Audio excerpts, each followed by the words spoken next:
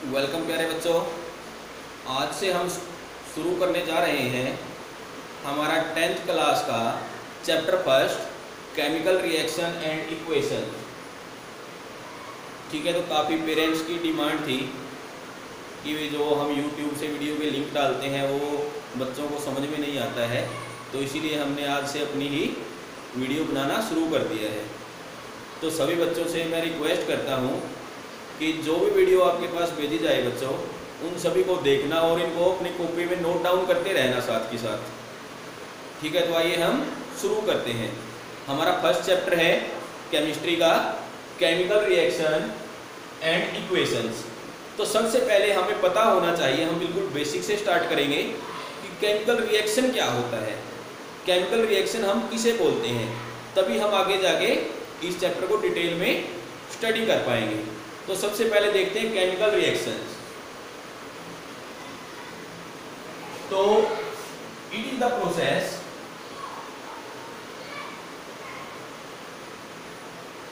और या भी बोल सकते हैं the process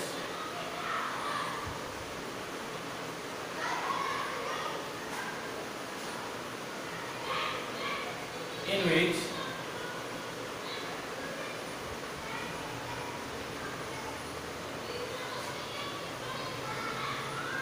new product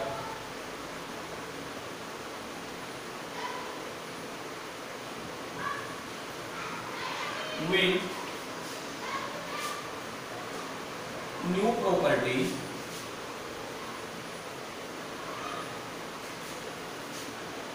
are formed from one or more atoms or substances, one or more substances। तो जब हमारे पास कोई नई चीज बनती है, कोई नया प्रोडक्ट बनता है और उसकी प्रॉपर्टी भी नई होती है, तो उसी को हम केमिकल रिएक्शन बोलते हैं।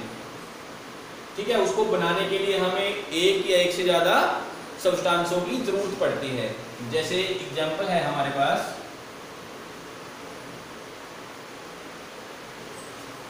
जिंक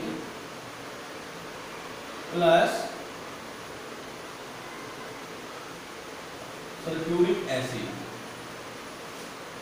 जिंक और सल्फ्यूरिक एसिड को हम मिलाएंगे तो हमारे पास क्या बनेगा,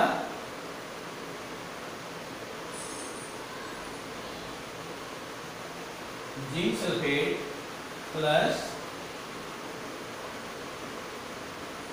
हाइड्रोजन। तो ये एग्जांपल हो गया हमारा एक केमिकल रिएक्शन का। तो इसमें हमें दो चीज देखने को मिलेगी केमिकल रिएक्शन के अंदर। एक तो जिन चीजों को हम डाल रहे हैं रिएक्शन में, दूसरा जो चीज हमें मिल रही है बनने के बाद। ठीक है, जैसे हम एग्जांपल से समझ लेते हैं।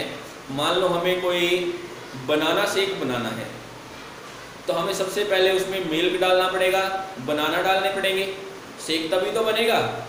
ठीक है, तो हमने दो चीजें डाली, मिल्क और बनाना, और हमें मिला क्या, बनाना शेक। ठीक है, तो ऐसे ही जब जिंक और सल्फ्यूरिक एसिड को आपस में मिलाते हैं तो उसके बाद हमें जिंक सल्फेट और हाइड्रोजन मिलता है।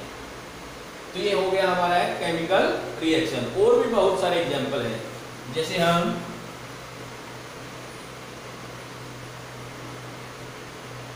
हाइड्रोजन और ऑक्सीजन को मिलाते हैं तो हमारे पास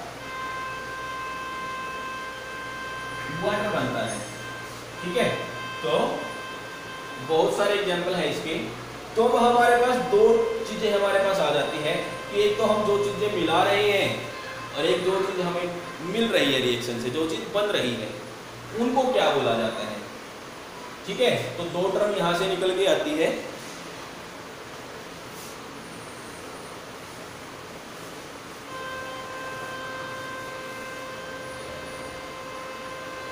सबसे पहले reactant,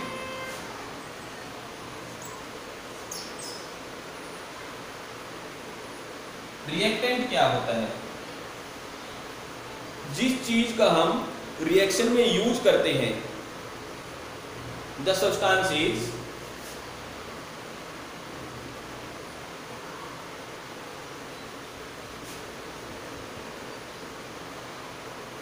which take part in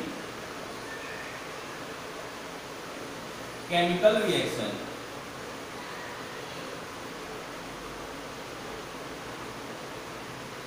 is known as reactant। उसके बाद दूसरा आता है हमारे पास प्रोडक्ट, यानी कि उत्पाद। बनता क्या है हमारे पास रिएक्शन में, तो इसमें हम क्या लिखेंगे? The substances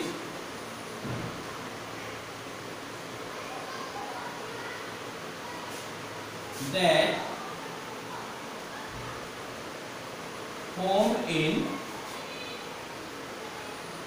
or that form as a result of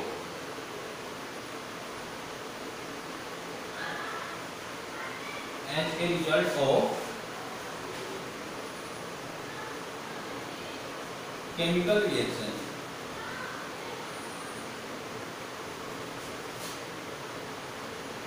is known as product. तो जो चीजें हमारी केमिकल रिएक्शन में हिस्सा लेती हैं उनको हम रिएक्टेंट बोलेंगे, जो चीजें हमारी केमिकल रिएक्शन में बनती हैं उनको हम प्रोडक्ट बोलेंगे। जैसे वही एग्जांपल ले लेते हैं, एक एग्जांपल से यदि हम करते रहेंगे तो अच्छे से समझ में आएगा। जैसे हमने लिया था जिंक प्लस सल्फ्यूरिक एसिड और हमारा क्या बना था?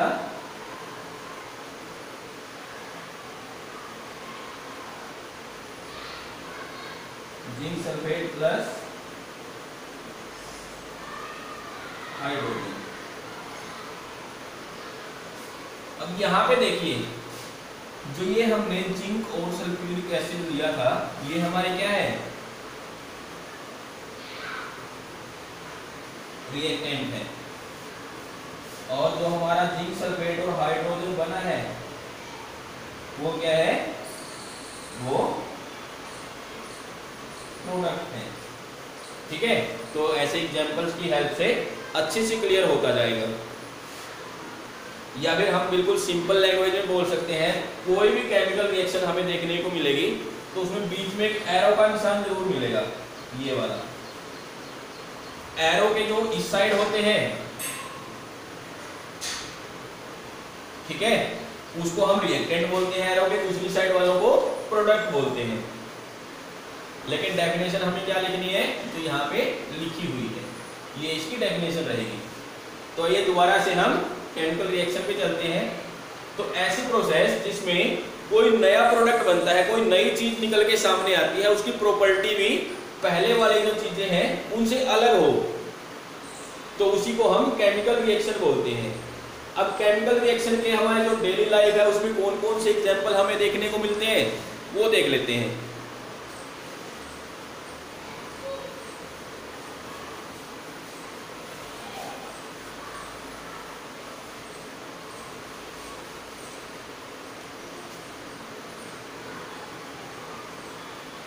Examples of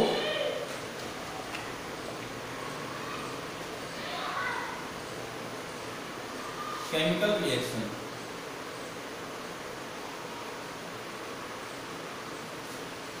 सबसे पहला जो एग्जाम्पल है वो है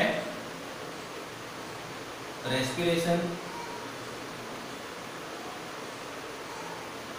जो हम सांस लेते हैं वो भी केमिकल रिएक्शन है। दूसरा है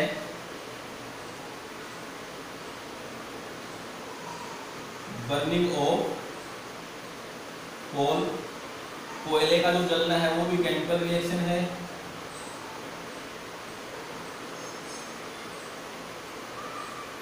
डाइजेशन ऑफ फूड, जो हमारी बॉडी के अंदर फूड पचता है वो भी केमिकल रिएक्शन है।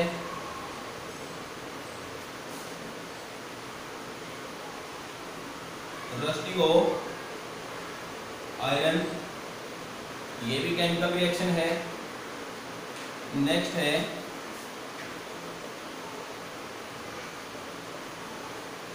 राइपनिंग ऑफ फ्रूट्स, फलों का पकना, ये भी केमिकल रिएक्शन है। तो ऐसे बहुत सारे एग्जाम्पल है जिनको हम अपनी डेली लाइफ में देखते हैं। या फिर बर्निंग ऑफ कैंडल बोल सकते हैं, ठीक है, रस्टिंग ऑफ आयरन है, रेस्पिरेशन है, खाने का पचना है, फ्रूट का पकना है, ये सारे केमिकल रिएक्शन के एग्जाम्पल्स हैं। अब हमें पता कैसे चलेगा कि केमिकल रिएक्शन हो रही है, क्या चीजें हमें देखने को मिलती है केमिकल रिएक्शन में, वो देख लेते हैं। क्या क्या चीजें हमें किसी भी केमिकल रिएक्शन में देखने को मिलती है। तो हम यहां पे लिख सकते हैं chemical reactions involve, chemical reaction में क्या क्या होता है। तो mainly change in state, change in state, change in state का क्या मतलब है। मान लो हमने जो रिएक्टेंट है वो लिया है सॉलिड, क्या आपका प्रोडक्ट हमारा गैस बन जाए या लिक्विड बन जाए, या फिर हमने लिया है गैस और प्रोडक्ट है जो हमारा वो लिक्विड बन जाए। जैसे हमने चेंज इन स्टेट का एग्जांपल देख लेते हैं, हाइड्रोजन प्लस ऑक्सीजन, दोनों मिलाए तो क्या बनेगा, वाटर। देखो हाइड्रोजन हमारे पास है सॉलिड, ये सॉरी गैस, ऑक्सीजन हमारे पास है गैस, लेकिन जो वाटर बनेगा वो लिक्विड। तो स्टेट चेंज हो गई, हमने दोनों गैसें ली थी, लेकिन जो हमारा प्रोडक्ट है वो क्या बना है, लिक्विड बना है। तो इसीलिए हम बोल सकते हैं जो केमिकल रिएक्शन होगी उसमें क्या क्या हमें देखने को मिल सकता है, चेंज इन स्टेट, उसके बाद change in colour,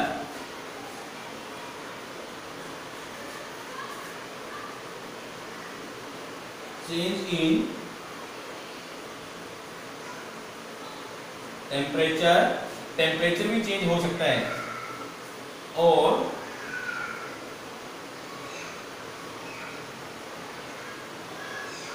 evolution of gas, gases, gas बन भी सकती है। तो ये चीजें हमें मेन किसी भी केमिकल रिएक्शन में देखने को मिलती हैं। कलर चेंज हो सकता है, स्टेट चेंज हो सकती है, टेम्परेचर चेंज हो सकता है, या फिर कोई गैस बन सकती है। जैसे हमने फर्स्ट एग्जांपल में देखा था, जब जिंक और सल्फ्यूरिक एसिड को मिलाया था तो हमारे पास जिंक सल्फेट और साथ में हाइड्रोजन गैस बनी थी, तो वहां पे गैस इवोल्व हो रही थी, ठीक है। अब यहां तक तो हमने पढ़ा केमिकल रिएक्शन के बारे में, कि जब हम कोई नई चीज को बनाते हैं उसकी प्रॉपर्टी भी हमारे पास नई सामने आती है, उसको हम केमिकल रिएक्शन बोलते हैं। कुछ हमने एग्जांपल किए, राइपनिंग ऑफ फ्रूट है, डाइजेशन है, बर्निंग ऑफ कोल है, बर्निंग ऑफ कैंडल है, ठीक है, रस्टिंग ऑफ आयरन है। उसके बाद हमें केमिकल रिएक्शन में क्या क्या देखने को मिलता है, change in state, change in colour, change in temperature, evolution of gases, और रिएक्टेंट क्या होते हैं, प्रोडक्ट क्या होते हैं। अभी तक हमने ये किया है इस वीडियो में। तो नेक्स्ट देखते हैं केमिकल इक्वेशन, कि केमिकल रिएक्शन और केमिकल इक्वेशन में अंतर क्या है, अलग अलग हम क्यों बोलते हैं इनको, chemical reaction and chemical equation.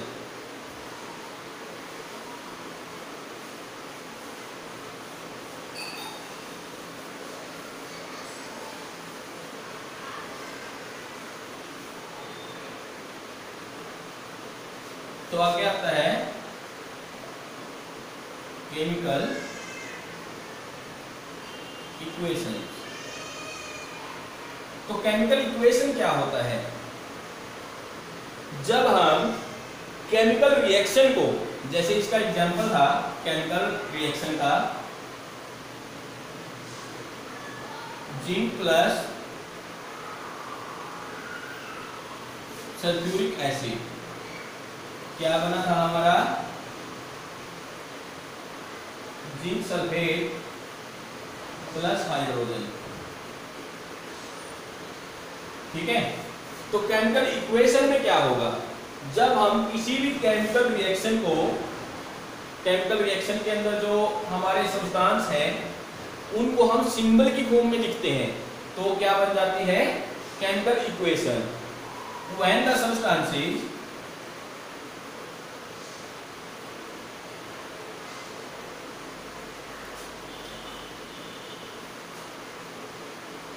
that or which participate in chemical reaction are written in the form of symbol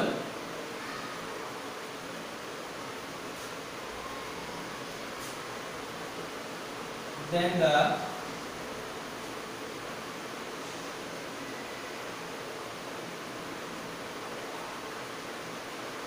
reaction is known as chemical equation। तो जब हम हमारे केमिकल रिएक्शन में पार्टिसिपेट करने वाले जो सब्सटेंसेस हैं उनको सिंबल की फॉर्म में लिखते हैं तो उसको हम क्या बोलेंगे, केमिकल इक्वेशन बोलेंगे। अब इस एग्जांपल से ही समझ लेते हैं।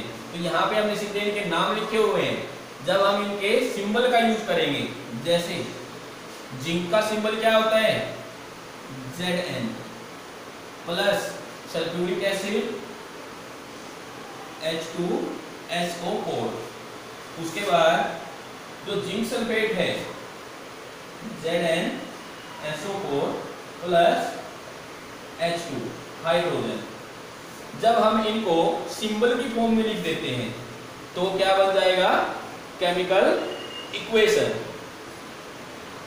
ठीक है, और भी बहुत सारे एग्जांपल है, जैसे हाइड्रोजन और ऑक्सीजन का ही ले लो, H2 plus O2 is equal to H2। ठीक है, यहाँ पे हम जो केमिकल रिएक्शन है, केमिकल इक्वेशन, उनको बैलेंस नहीं कर रहे हैं, क्योंकि बैलेंस करना हमने अभी तक सीखा नहीं है। बैलेंस करना सीखेंगे फिर हम इनको बैलेंस करेंगे। ठीक है, तो हमारा आज हो गया है chemical reaction, reactant, product. Chemical reaction में क्या क्या देखने को मिलता है, एग्जांपल हो गए केमिकल रिएक्शन के, केमिकल इक्वेशन क्या होती है। तो नेक्स्ट जो केमिकल इक्वेशन है उनको हम बैलेंस कैसे करते हैं, नेक्स्ट टॉपिक है हमारा how to balance chemical equation. How to balance chemical equation.